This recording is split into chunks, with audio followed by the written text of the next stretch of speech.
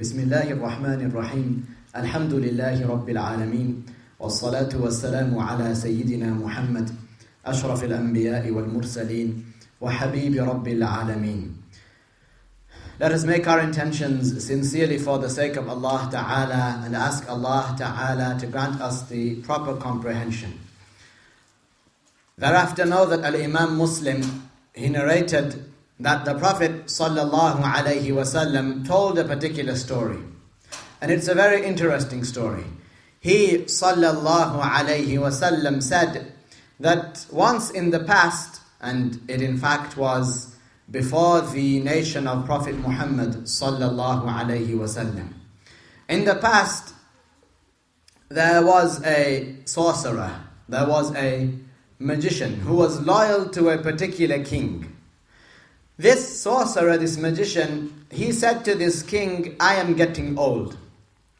So because I am getting old, bring me a young boy so that I can teach him my magic. Now look, even the people of misguidance, even the evil people, they have this idea of taking knowledge through a chain. وَلَا حَوْلَ وَلَا قُوَّةَ إِلَّا بِاللَّهِ.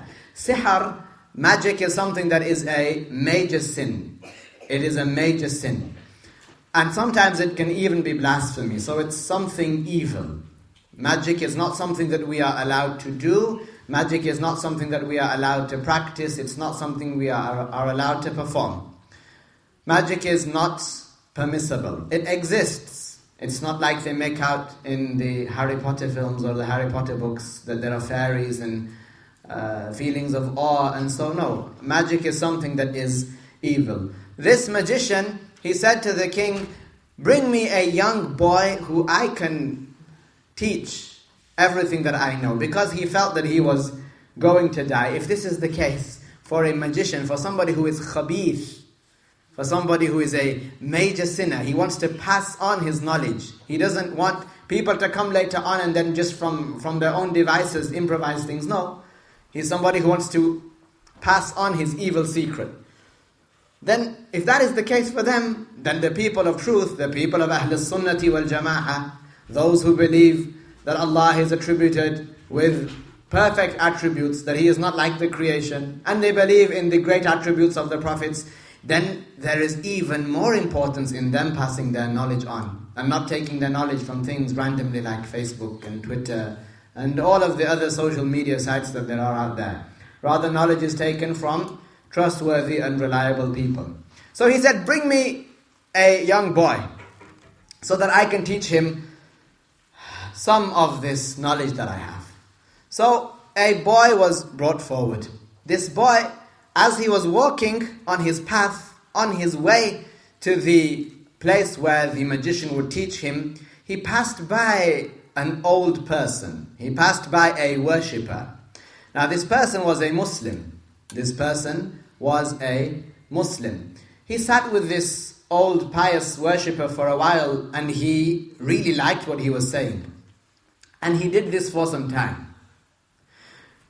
It is narrated that he did this for some time until this young boy said, Ashhadu an la ilaha illallah, and then he bore witness that the Prophet of the time was the Prophet of Allah. And he embraced Al-Islam. This young child, this young man, he embraced Al-Islam. So this is what he would do. On his way to the magician, he would stop off and acquire religious knowledge. And then he would carry on and he would go to the magician. As you can imagine, he would get to the magician very late.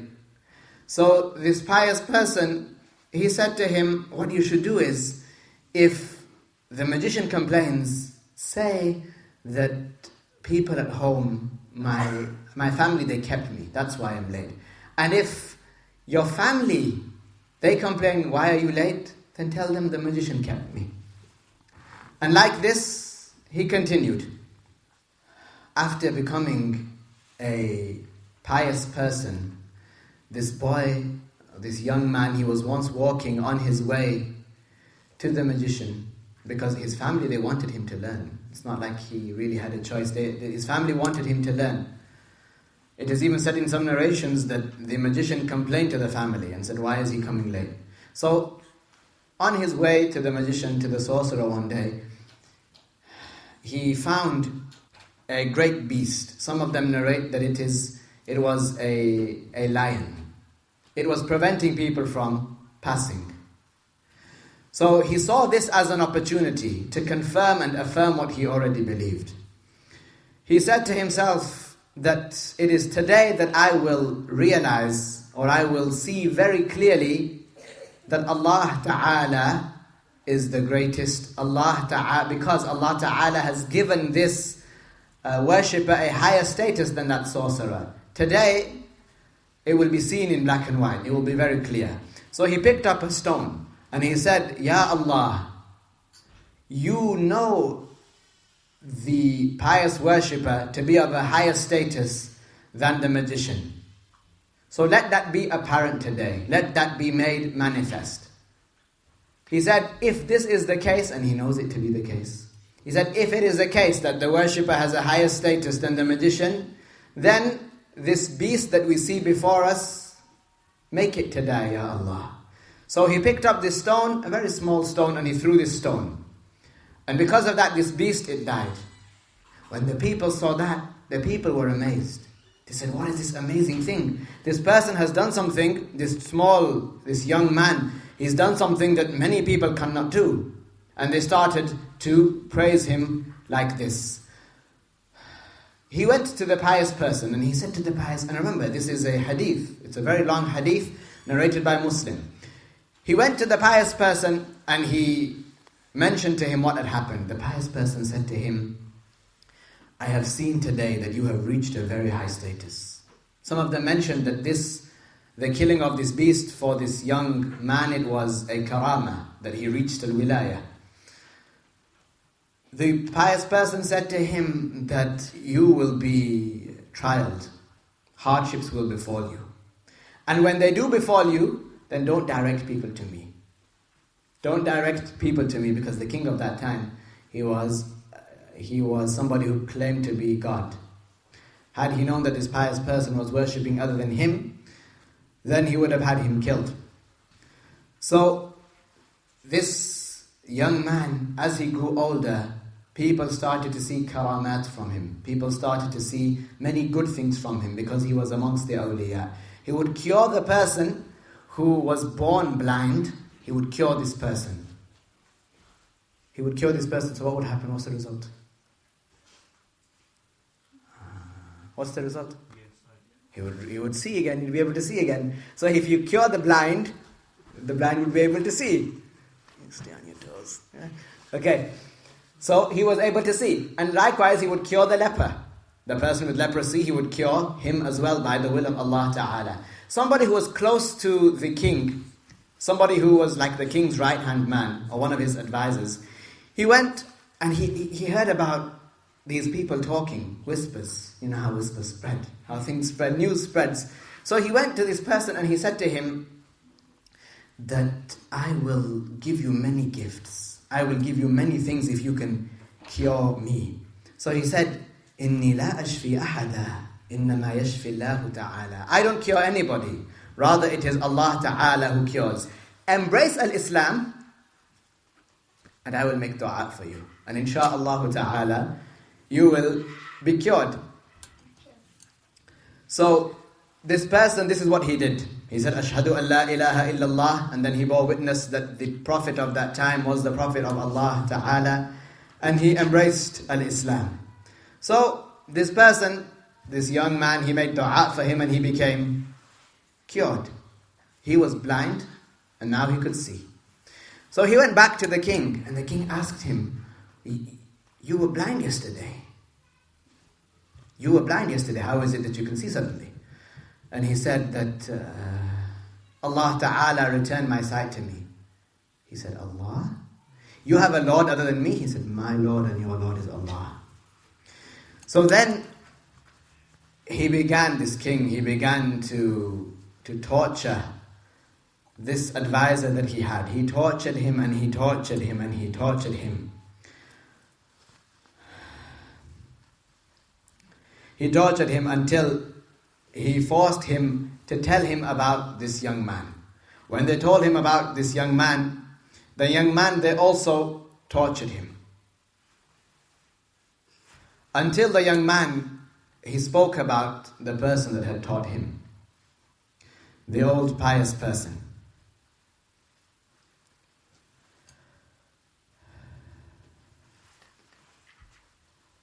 These people, they had to have a lot of patience. The scholars, and the story hasn't finished, the scholars, they mentioned this story in the chapter of as-sabr, in the chapter of patience. That is because these people, they were punished and they did not leave al-Islam. They came to this pious worshipper and they said to him, leave al-Islam, leave your religion. And he refused. So the king, he ordered that this person, he be killed. And they split him straight down the middle. They struck him with a sword on the roof of his head, and he split straight down the middle, and the narrations say, until both sides fell apart. Then they said the same thing to the advisor, that person who was close originally to this king. But he did not leave his religion, and the same thing happened to him. Then they came to the boy amongst the awliya. They came to this boy and they said to him, the king said to him, leave your religion. He refused. So the king said, اذهبوا به إلى جبل كذا وكذا فاصعدوه. Take him to such and such mountain and climb the mountain. He said that when you get to the top of the mountain, you ask him to leave his religion. You order him to leave his religion. If he leaves his religion, then so be it. But if he does not, then you fling him off the mountain to his death. When they took him to the top of the mountain, this wali, he exclaimed, Allahumma kfinihim bima shi'ta. He said, this wali, and these are very strong words. He said, Allahumma kfinihim bima shi'ta. Oh Allah, rid me of them, protect me from them in any way that you will. Allahumma kfinihim min al-kifaya, protect me. Allahumma kfinihim bima shi'ta. And at that, suddenly the mountain trembled. All of those people that had gone trying to execute the order of this king, they fell off the mountain and they died. The Prophet alayhi salatu wasalam,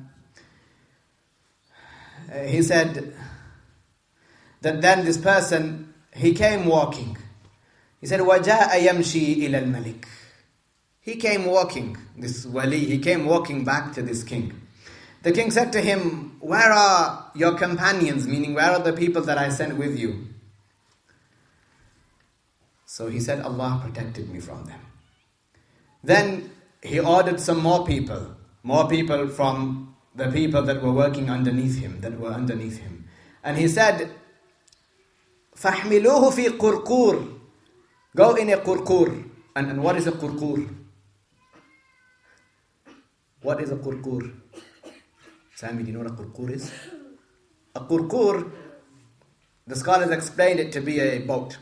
He said, فَحْمِلُوهُ فِي قُرْقُورٍ. Go onto a boat. And when you get to the middle of the sea, then the same thing. Drown him. Fling him into the sea and drown him. When they got to the middle of the sea, this ghulam, this young wali, he said, Allahumma kfinihim bima shi'ta. Ya Allah, protect me in any way that you will. Protect me from them. Rid me of them. The boat, it flipped over, and all of those people died except this wali. فَجَاءَ يَمْشِي إِلَى الْمَلِكِ. جَاءَ يَمْشِي إِلَى الْمَلِكِ. He came walking back to this king. And he knew that the king was going to kill him, one way or another. So he saw it very, very beneficial, and he used wisdom. What did he say? He said, O king, you will not be able to kill me. He said, you will not be able to kill me unless you do exactly what I say. And he knows that the king, eventually he's going to get him and he's going to kill him. So he wanted to use the situation in the best way. He said, what I want you to do is, you gather all of the people. So see, he's telling the king how to kill him. He said, gather all of the people. When all the people are gathered, you take an arrow from my arrows. You take an arrow and you say in a very loud voice, you say, Bismillahi Rabbi hadha al-ghulam. Say it in a loud voice. Say, by the name of Allah, the Lord of this young man. ثُمَّ ضَعْهُ فِي كَبِدِ الْقَوْسِ. Then put it literally within the liver of the bow. Put the arrow in the bow. You pull it back. And then you say, Bismillahi Rabbi hadha al-ghulam. For if you do that, then certainly I will die. Certainly I will die. So that's exactly what he did. Fires were burning inside his chest.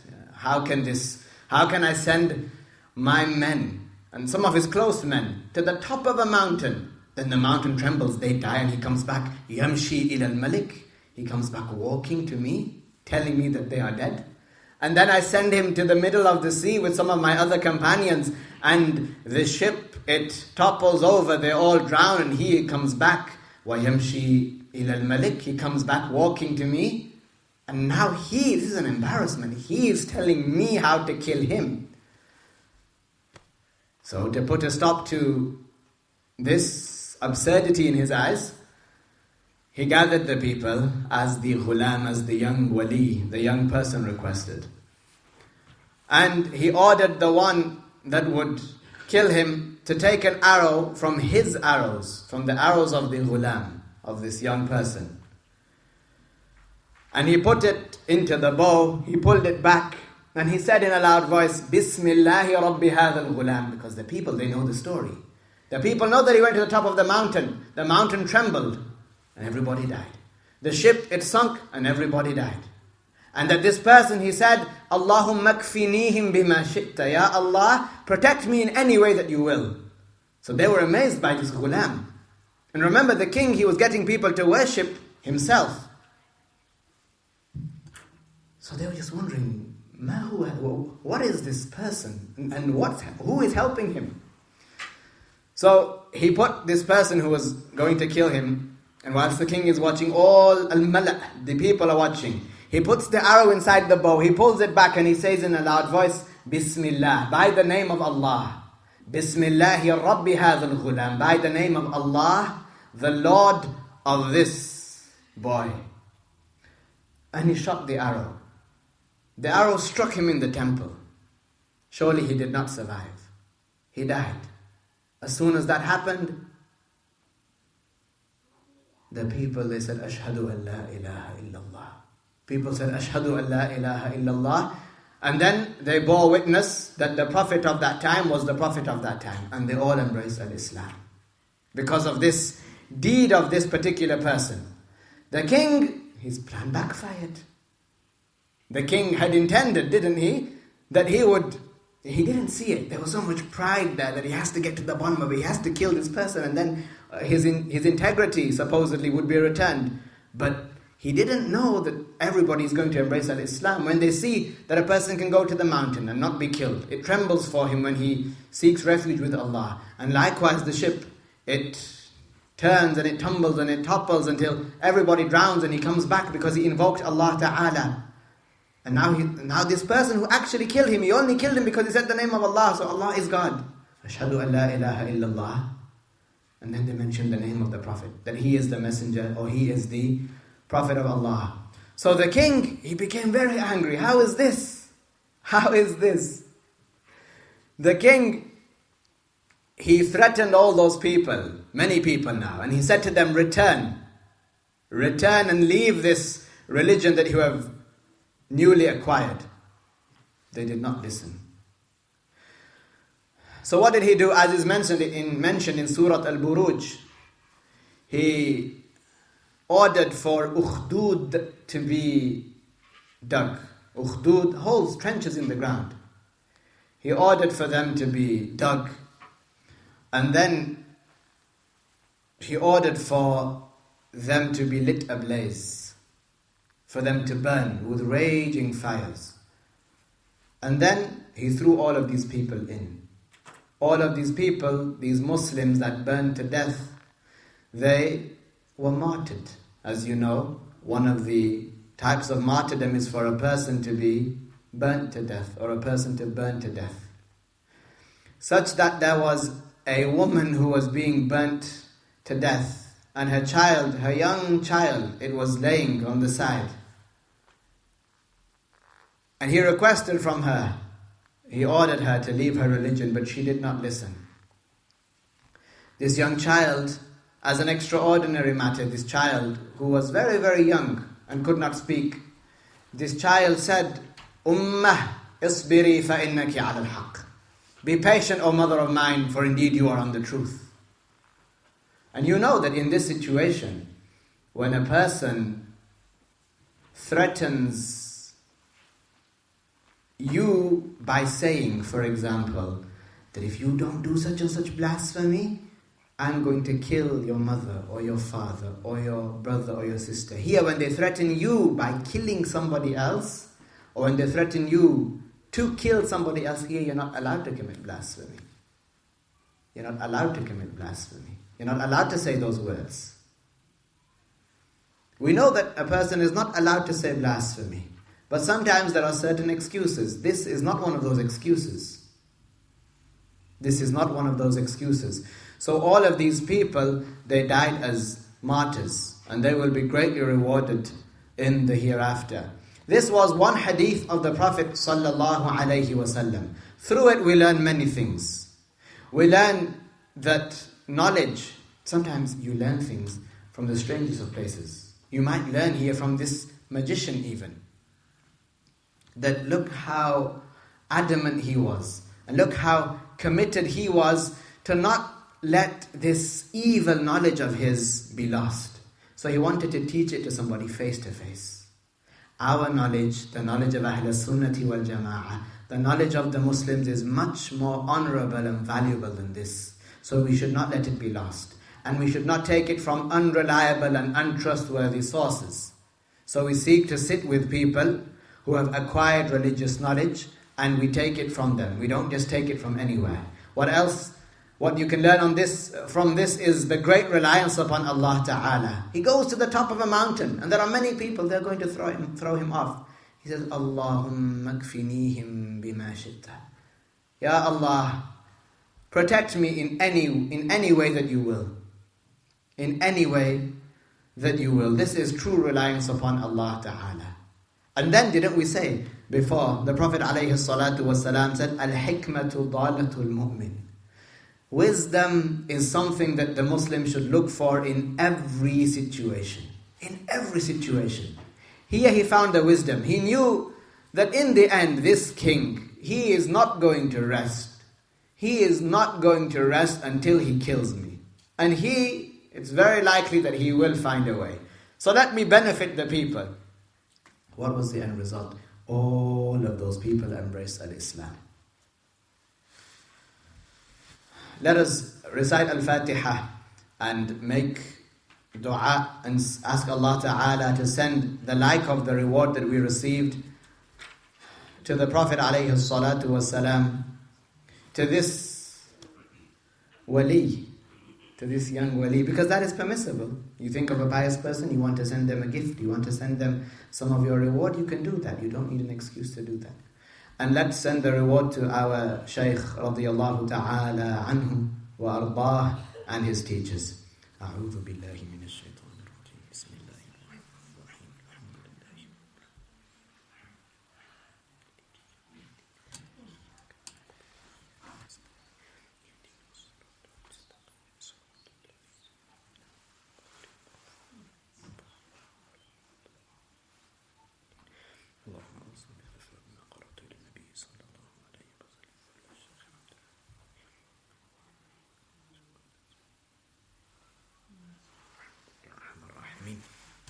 Let us say La ilaha illallah 3 times and as-salah ala nabi 3 times.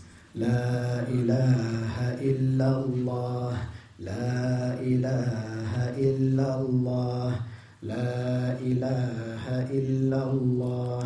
Allahumma salli ala Sayyidina Muhammad wa ala alihi wa sahbihi wa sallim.